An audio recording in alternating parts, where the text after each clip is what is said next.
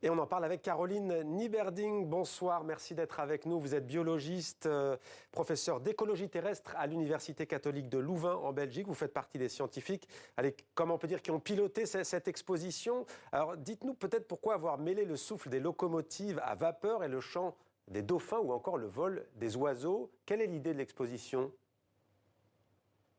Donc c'est une réminiscence sans doute de l'art nouveau du début du XXe siècle en Belgique, où on mélange en fait les machines avec l'art floral ou l'art du vivant. Et c'est la dimension poétique qui, on espère, va amener en fait à prendre conscience de l'ampleur des problèmes environnementaux auxquels on fait face actuellement.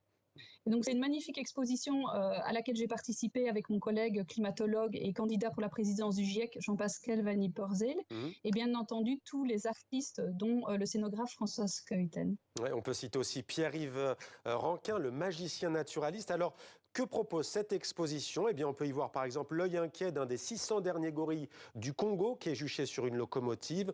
On peut voir aussi au-dessus d'un autorail une raie manta qui tente d'échapper à la pêche industrielle et à l'acidification des océans. Tout à l'heure, Didier Queloz parlait du plastique notamment qui menace la planète. Et parlez-nous aussi de cet animal qui a disparu. On peut découvrir des animaux qui ont disparu, notamment le crapaud doré. Oui, donc c'est une des espèces dont on est certain qu'elle est en partie disparue à cause du réchauffement climatique. Donc c'est une espèce d'Amérique centrale qui remontait en altitude, en montagne, suite au réchauffement climatique et qui n'a plus trouvé d'habitat favorable. Et donc c'est une des 2% des espèces dont on sait maintenant qui ont disparu à cause du réchauffement climatique. Mais malheureusement, en fait... Allez-y, allez-y. Oui. Donc malheureusement, ce n'est pas la cause principale de la disparition actuelle de la biodiversité. La cause principale, c'est la conversion en fait, des terres pour les activités humaines. Et donc c'est la conjonction entre climat et d'autres crises environnementales, notamment donc, de conversion des terres et de tout ce qui en descend en conséquence, qui est responsable de la crise de biodiversité actuelle. Il y a donc toute une vitrine qui est consacrée aux animaux disparus. Quand le train est passé, on ne le rattrape pas. Sur Terre, il est minuit moins une. 500 000 espèces ont un habitat naturel trop petit pour survivre, vous venez de l'évoquer. Il y a aussi cette métaphore dans cette exposition aussi. Attention à ne pas rater le train. Oui, effectivement. Et je pense qu'il ne nous reste que quelques années. Donc, à ce sujet, la COP 15, qui est donc la COP pour la biodiversité qui s'est tenue à Montréal fin décembre, a enfin émis toute une série de recommandations très fortes pour les prochaines années, notamment restaurer 1% des terres pour la protection de la biodiversité d'ici 2030. C'est un effort gigantesque, puisqu'à l'heure actuelle, en Belgique, on est à moins de 2% de terres qui sont protégées. Et donc, il s'agit d'accélérer vraiment le mouvement, parce que dans les prochaines années, les grandes décisions vont être prises. Ouais. Didier Queloz, prix Nobel de physique, c'est une exposition que vous aimeriez, on imagine, visiter, Animalia ?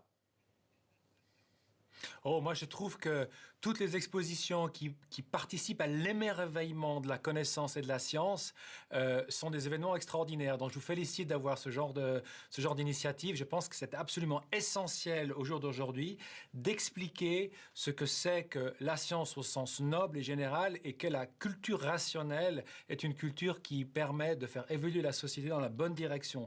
Au contraire d'une culture irrationnelle, une culture de la peur qui nous mène nulle part. Ouais, mais vous qui chassez les exoplanètes, la planète Animalia, elle peut vous aider concrètement dans vos recherches ?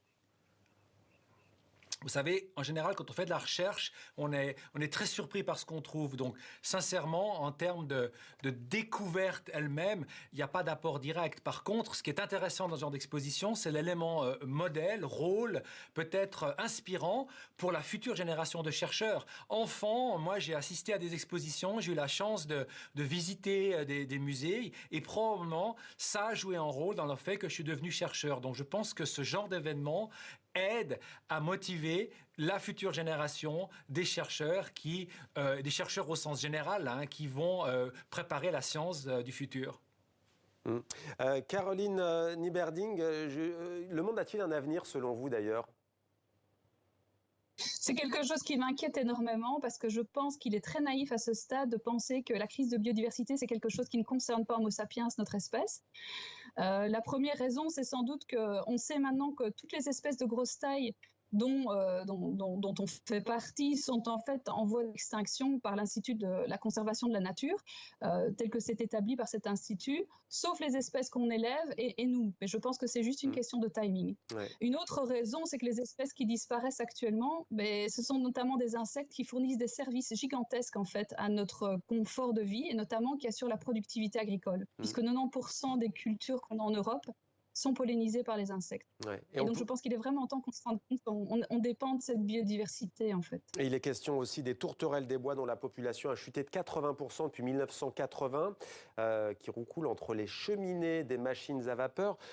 Caroline Niederbing, juste une question sur on évoque tout à l'heure l'origine de la vie. Est-ce qu'une espèce animale qui disparaît, en l'occurrence la première répertoriée, le crapaud doré phosphorescent du Costa Rica, était en 1989, est-ce qu'elle peut revenir sur Terre ?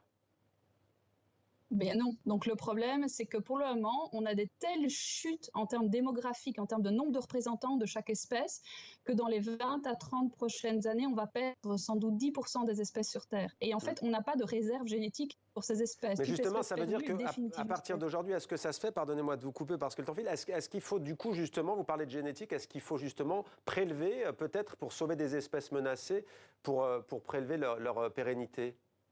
Pour assurer, pardon. Il y a des banques de graines. Oui, il y a des banques de graines pour les plantes, pour certains champignons, c'est possible. Pour les animaux de grosse taille, ce n'est pas possible. Or, 50% des espèces sur Terre, ce sont des animaux.